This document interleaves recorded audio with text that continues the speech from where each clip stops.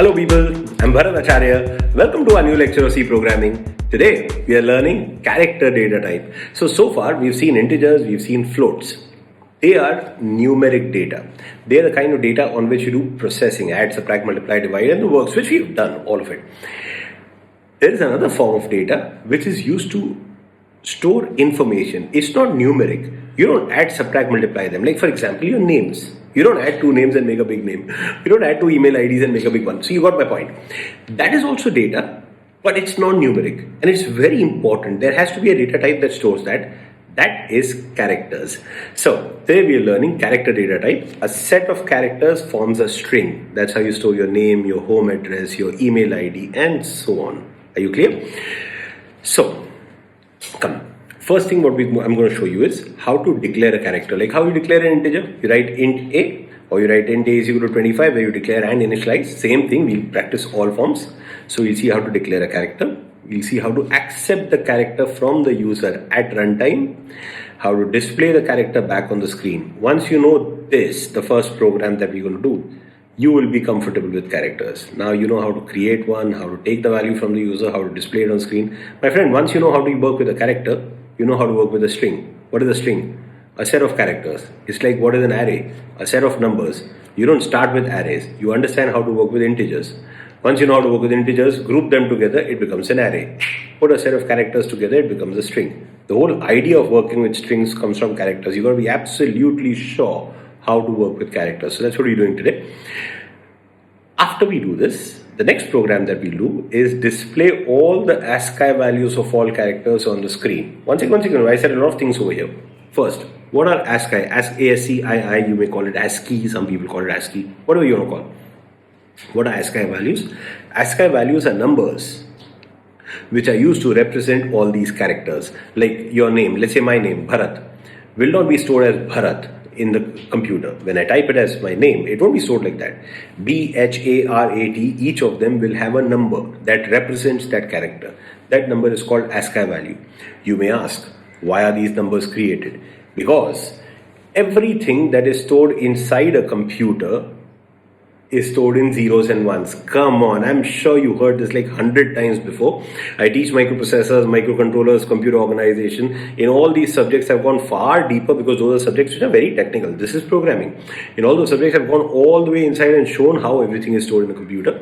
The point is, if it's RAM, it's either flip-flops or capacitors depending on whether it's SRAM or DRAM. What do you store in a flip-flop? A 1 or a 0. What do you do to a capacitor? You charge it or discharge it, which means again 1 or 0. So basically what is stored in computers, every information in computers is stored as zeros and ones. So even your name is stored as zeros and ones. Your name is formed by alphabets, characters. Each character has been given an ASCII value. That value is a number which is stored as zeros and ones. You getting the point? So B will have an ASCII value, H will have an ASCII value, and so on. So I'm going to show you all the ASCII values. As a programmer, are you supposed to know all the ASCII values? No. But are you supposed to know what are ASCII values? Yes. Because when you're writing programs, you need to know what you are really working on. So I could just go to Google and pull up the ASCII table. Like right now, just go parallelly open another window, Google search ASCII values. Just by the time you finish typing that, you'll get the prompts, the results. Click on any result, you'll see the whole ASCII table. So am I going to show you that? No. We are programmers. We are going to create that table, writing a program within minutes. It's a simple for loop starting from the first alphabet you want to display to the last alphabet. Display each one of them formatted nicely one by one below the other. So I'm going to show you a program using functions. We learned them last lecture, right? We learned functions, we learned how to pass parameters to functions. What's the point of learning all that if you don't know how to use it? The whole idea of learning programming is every lecture you learn a new aspect of programming. In the next lecture, you use that aspect to build your base stronger to learn a new aspect. And like this, you keep growing on it. By the time you make your knowledge bank so much that you can start calling yourself a programmer.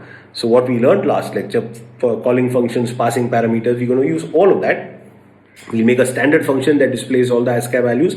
Our parameter will be what we want to display. That's small a to small z or capital A to capital Z.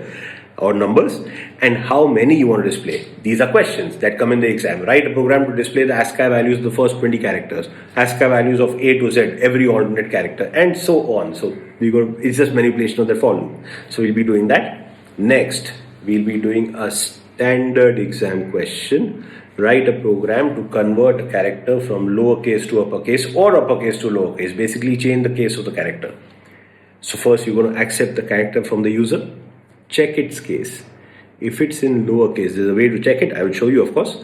If it's in lowercase, make it uppercase, and vice versa. This is something that is used all the time. Come on, when we text people, we sometimes write something, we realize, no, we want it uppercase. We press that button on the side, that changes the caps lock button. Yeah, then we change the case, and again we come back to lowercase, and so on. So something like that. I'll show you a simple example.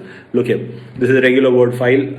I teach programming in various subjects. This is microcontroller programming for serial communication, in case you want to know. So this whole program, as you can see, is written in lowercase. Everything is lowercase. Now this is Microsoft Word. There's a button over here. You click that, everything becomes uppercase. Can you see? Again you click that, everything becomes lowercase. Again you click that, everything becomes sentence case, which means every first character is a uppercase, everything else is lowercase, and so on. So all that was not happening by magic. That was happening by a program, and that program is what we're going to write. Take any character, change its case. That's the standard question, okay? You will see it in question papers. Take the last 10 papers of your college, university, or any entrance exam you're planning. You will see something like this, either exactly this or related to this in your questions. Also, these are asked in interviews, because these are things the person is supposed to know. These are basics of programming. Another question, another standard exam question. They'll give you a character. Identify whether it's a vowel or a consonant. What's the difference? A, E, I, O, U are vowels. You don't have to touch your lips for that. I'm not teaching you English, you get my point. So A, E, I, O, U are vowels. Everything else is a consonant. So I'm going to give you a character. Again, the character can be either uppercase or lowercase. Your program will first identify which case it is, and in that it will identify whether it's a vowel or a consonant, and based on that we'll display the result on the screen. Alright, an extension of this program becomes a bigger program. Write a program to accept the name from a user. In that, identify all the vowels and display it on the screen. What is that? It's the same program put in a loop for the count of characters that are there in the name. There is nothing new in that program. It's just the same program running again in a loop. Anyway, so this is the scope of today's video. Let's start. It's very exciting. As a programmer, you need to know what characters are, because you use them probably as much as integers, just that they just don't get the attention from a programmer as much that it's supposed to get. Anyway, the first basics, how to declare a character. What is a character? A character is a single char variable holds a single character. Simple, right? Don't get confused. A char variable will hold one character. Like my name, Bharat, B-H-A-R-A-T, is 6 characters. A single char variable will just hold a B or an H or an A and so on. Are you clear? So if you want to store Bharat, you need a string of 6 characters. One character holds one single character value. Like one integer holds one number. Alright, not the whole array. An array is a set of integers. A string is a set of characters. One character holds one char value. It's stored in its ASCII value, like I just said. Let's say if the character value is A, small a, its ASCII value is 97. So what will be displayed? When you display this character, what will be seen on the screen will be A, but what will be stored inside the computer will be 97. Alright? The size of char variable is 1 byte, like integer is 4 bytes and so on. Char variable is 1 byte. Why is it 1 byte? 1 byte means 8 bits. Come on, we learned this in school. 1 byte is 8 bits. An 8-bit number can give you 2 raised to 8 different combinations. Like a 1-bit number has 2 values, 0 or 1. 2-bit number has 4 values, 0, 0, 0, 1, 1, 0, 1, 1. Come on. A 3-bit number will have 8 values. An 8-bit number will have 2 raised to 8. There is 256 combinations. Is that enough to represent everything on the keyboard? More than enough. Come on. Right now you may be having a keyboard in front of you. If you are on a computer or even if you're on a phone, how difficult is it to just open your keypad? Look at all the keys. all keys, including their lowercase and uppercase, not just A to Z, 0 to 9, even caps lock, shift key, function key, control key, command key, if you're using Mac, space bar, everything, up, down, arrows, left, right arrows, enter key, etc. Everything, you put them all together, it's still not 256. So if I use a 256 number code, which means a number that can have 256 values. If I use an 8-bit code or a 1-byte code, that is sufficient to represent all keys over here. So if 1 byte is sufficient, why use a bigger size? That is why character is 1 byte. Everybody knows character is 1 byte. Very few people understand why it's 1 byte. You got it? Because 1 byte gives you a scope of 256. 256 is enough to contain all the keys of the keyboard. Are you clear? In the modern era, once texting became popular, basically with the newer operating system like iOS and Android, emojis, what do you call them? There's some other word for them, right? Emoticons or whatever you call, yeah. Those emojis came into picture in texting. Now, there are so many emojis and the number keeps increasing. Every new version of iOS or Android has new emojis. So to represent them, another code is used, not the normal ASCII code. It's called Unicode. See again, Unicode, UNICODE. That's a 16-bit code, so it has 65,000 possibilities. This is an 8-bit code, it has 256 possibilities and covers all the keys of the keyboard. Just telling you information. You don't learn only what is there in the chapter. If something related to it, might as well know it. God knows when this kind of knowledge will be useful. Anyway, its format specifier. Now this is serious. Its format specifier is %C. For integers, we use %D. Remember, of course, U for unsigned and all that, but basically %D is for an integer value.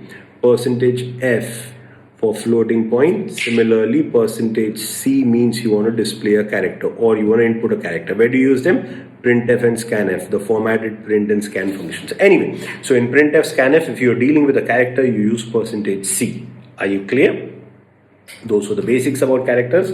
Come on, let's start. How do you declare a character? When you declare an integer, you write int a. When you declare a character, you write char a. So far you knew int, you knew float, now you're seeing char data type. Char a. Now, important thing to understand, I have not initialized it. I have just declared it. That means a character is created, but I have not given it a value. So what value does it contain? A null value. Its default value will be 0. ASCII value will be 0. 0 represents null. 0 doesn't represent space bar. It doesn't represent enter. It doesn't represent 0. It represents nothing. It's a null character. If you display this, you'll get nothing on screen. You won't get 0. You'll get nothing. There'll be no output on the screen. Are you clear? That's the meaning of null character.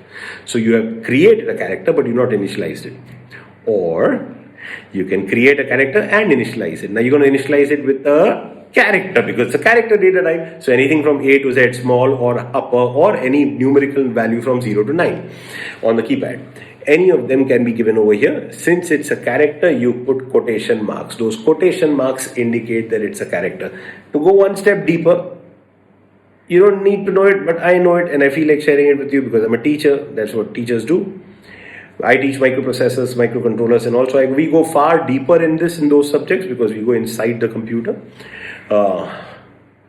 Whenever you put quotation marks in any programming language, around anything you put quotation marks, you're telling the compiler or the assembler, its lower level language, to substitute its ASCII value. Say again, to what? To substitute its ASCII value. So when you write quotation A, the ASCII value of A, which is 97, is put over here. So char A becomes 97, which means it becomes A. Are you clear? So how it got the ASCII value? The compiler put it. How did the compiler know that it has to put it? Because you put the quotation marks. Without the quotation marks, this is an invalid statement. Are you clear? So by putting the quotation marks, you're saying, in simple language, you're telling that it's a character. Are you clear? Or you can put capital A. When you put capital A, its ASCII value will be substituted. There is a different ASCII value for small a, different for capital A. Very soon we'll generate all ASCII values on the screen. You'll see them for yourself. Just remember these numbers, you'll come across them again. So ASCII value of small a is 97, capital A is 65. As a programmer, are you supposed to know all ASCII values? No. But are you supposed to know about ASCII values? Yes. You need to know what kind of programming you're doing. So these are things you need to know. Anyway, let's start. Now that we know what are characters, this is going to be our first program. The output of the program will look like this. We will tell the user. Of course, these are the things that I always keep in my programs, and I always tell you should also keep in yours. When you run a program and you get the output should tell what is going on. So we're learning C programming, respect to your teacher. And the title of the program, character data type, or simply characters, whatever you want to keep. So this is basically the output of the program. It will display a message, enter a character. This is entered at runtime by the user. So I've entered A. I've taken a printout with A. You can take it with anything. So our program will display you entered A and its ASCII value is 97. Come on, let's do the program. First, let me just tell you what are all the programs that we're doing, then we start doing. So that's our first program. Then our next question will be, the next program will be to display all the ASCII values. So small a to small z, capital A to capital Z, 0 to 9. This is how the output will look like. A to Z in capitals and 0 to 9. Of course, it will be all of them. I didn't want to show all of them over here because it will just be monotonous. So I just shown first and last. Next program, changing the case, the conversion of case. So you will tell the user enter any character. It can be in any case. So let's say I've entered A. Program will say this is in lowercase and its uppercase equivalent is so and so. Similarly, enter another character. This is in uppercase this time, as you see, and it's lowercase. So whatever you enter, it will change the case and give you. And the next one, vowel or consonant. This is how the output will look like. You will tell the user enter a character. Let's say W. W is a consonant. A, E, I, O, U are vowels. Another time, enter a character I is a vowel, etc. So whatever the user enters, you will be responding back by saying whether it's a vowel or a consonant. These are the programs that we're going to do. That's the scope of the lecture. Now this was an introduction. You want to watch the whole lecture. You want to learn all of C programming and enjoy learning it. Not just learning it because someone's forcing you to learn it. Enjoy the whole journey and make yourself a programmer. Come on my website, bharatacharyaeducation.com. These are all the courses that I have put up. I teach more subjects. Soon those courses will also come. These are all the courses that I've put up so far. This video, of course, is there in C programming. This is the 22nd video. We've done quite a lot to reach here. And there will be more videos also coming. But practically, we've reached at least covered major part of the subject. After this, the next course that will be coming up will be embedded C programming. Hot topic, hot course, especially during the summer vacations, is what you should be doing, where you can practice programs, make projects, real world projects, temperature sensor, fire alarm system, motion detection, security systems, light detection, and so various things. There's so many things that you can control, small mini projects that you can make. These kits are available easily on Amazon, can be ordered. The program that we'll be doing will be done using the knowledge of 8051 and C programming. 8051 course is ready since ages. C programming is nearing completion. Once this is done, combining the two, combining the front end of C and the back end of your 8051 microcontroller, putting them together, we will create mini projects. And that's going to be so exciting because that's a knowledge. If you can add that to your resume, you are going to go so far ahead of the regular students of your college, because most students are very good at theory knowledge. They know the subjects either by heart or learn or understand beautifully, but they just got theory knowledge for the exam. The moment you give them a kit and tell them to run a real world project, they have no idea. They take a whole year to learn this when they make their final year project. You can do it beforehand. You get this during your final year, during placements. If you add this as a value in your resume, gives you a big push as compared to everybody else. Anyway, so that's going to be the next course. I'm just too excited about it, so I just want to share it with you. So select the course out of these, whichever one you want to learn. Make the payment. As soon as you make the payment, the course becomes active. The course is active for 6 months. You can watch the videos as many times as you want. Watch the video, understand the concept. Of course, there's a whole PDF that covers everything that we've done in the video. Then practice the programs. Programming is something that you can't just watch someone do and think you know it. You may see me doing 1,000 programs, but till the time you haven't done it yourself, you don't know it. Okay, this comes straight from your teacher. Programming is like swimming. You can't watch someone swim and think, okay, I know how to swim. rubbish, you don't know. Same goes with cycling or horse riding or something, guitaring. These are skills which need to be acquired. So is programming. You learn, but then you got to implement it. As you implement it, you'll make mistakes. That's fine. Let there be errors. A good programmer is not the one who doesn't get errors. A good programmer is the one who knows how to correct errors. And to correct errors, you have to have the experience of getting those errors, understanding what goes wrong, immediately understanding how to correct them. So that's the whole process, the learning curve of a programmer. Anyway, so you're going to be doing all of this, and I hope to see you there. Wish you all the best. Do well.